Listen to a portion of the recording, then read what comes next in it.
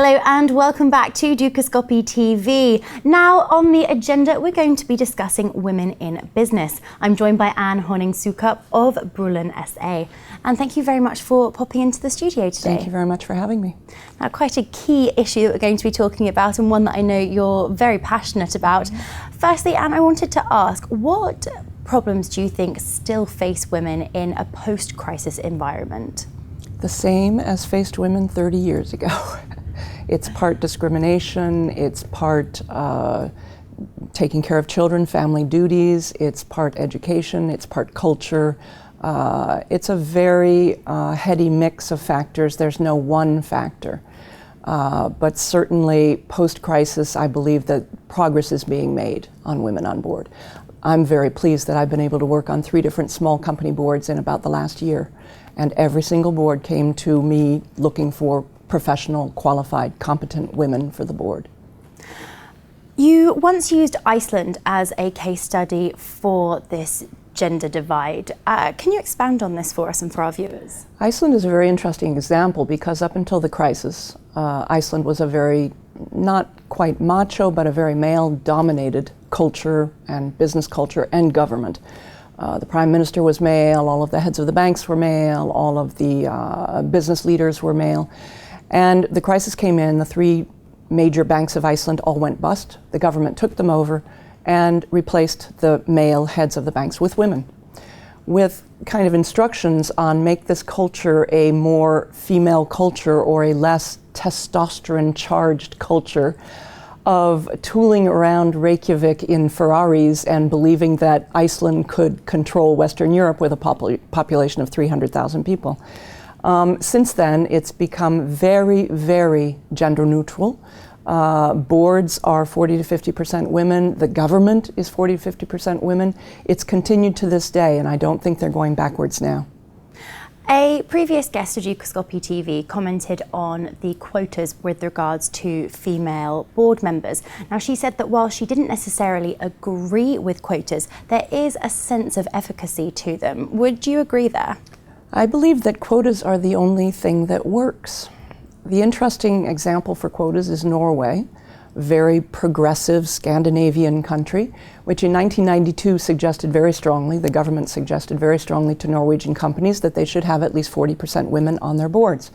In 2002, 10 years later, the proportion of women had gone from 3% to 6%. And at that rate, it would take approximately another century to come up to 40%. So the Norwegian government slapped quotas, physical quotas with rather punitive penalties and consequences if it wasn't done. And by 2008, the percentage of women on boards now in Norway is 40%, as they wanted. But it had to be mandatory. In October, this is a very interesting comment, in October, the CEO of Siemens, a very macho company in Germany, gave a presentation in front of a group of professional women in Germany and said, we're not doing too well in business in Germany, not just we Siemens, but all of companies in Germany. We're not getting women into management, we're not getting women onto boards. Perhaps there should be legislation. This is causing a little bit of an earthquake in Germany, but other countries in Europe already have quotas. France, Italy, Spain, they have quotas already. And as I said, Norway does as well. I think quotas are the only way to get women onto boards. The interesting thing about the quota in Norway is that the wording of the legislation is not 40% women. It's 33 to 50% of either sex. 33 to 50%. So it's not a discrimination against or in favor of one or the other sex, but the boards have to be balanced, which I think is the way to go. Sense of balance there. Somewhere else where quotas have been quite prevalent in discussion is in fact the UK, and that brings us around to the FTSE 100 a little bit. You had Angela Ahern's move to Apple from Burberry, which was announced earlier this year. It was one of the big sort of female in business headlines really, but that leaves 2 female CEOs in the FTSE 100, a figure which at its peak has only been 5. So a great move for Angela, perhaps a big loss for the FTSE 100 and females in the FTSE 100 in that sense. In your view though, can this be solely blamed on glass ceiling issues, or do we need to be looking a little bit closer to the roots, perhaps in education, for example? It's not only, I believe you're absolutely right. I think education is a great factor in this. Discrimination is a factor. The glass ceiling exists. But as I said, I think that legislation is required sometimes to force an opening. In the Norwegian example, it is generally recognized by Norwegian business in general, which was extremely opposed to the idea of quotas.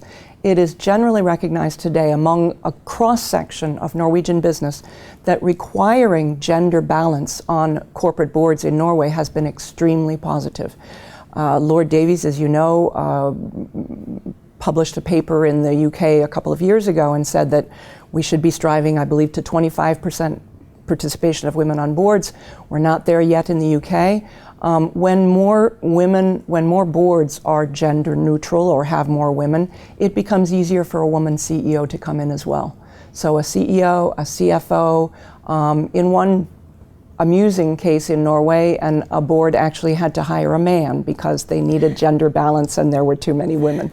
So I believe that a combination of legislation, education, perhaps childcare facilities. This is something which is very, very efficient in France, and France has one of the highest birth rates in Europe, and France also has one of the highest participation rates of women in business. The two go together. So it's very interesting what you say. There is no one factor. Sheryl Sandberg, I'm sure you know, wrote a book called Lean In. She's the highest ranking woman in Facebook. And she tends to say that women should be more active themselves. So she's putting a little bit of a mild blame on women themselves. There's something to be said for that too. A woman who goes to part-time work to take care of her family and her children is very understandable, but she often has a very hard time going back to full-time. And certainly with a part-time job, it's very hard to go to a CEO position. You're almost taking oneself out of the race and out of the options. And I'm going to pause you there. I know this is something that we could carry on talking about for hours, but thank you so much for coming in and sharing your thoughts on this matter. Thanks for having me. The Dukascopy TV team will be back with plenty more exclusive interviews just like this one, so don't go away. Goodbye for now.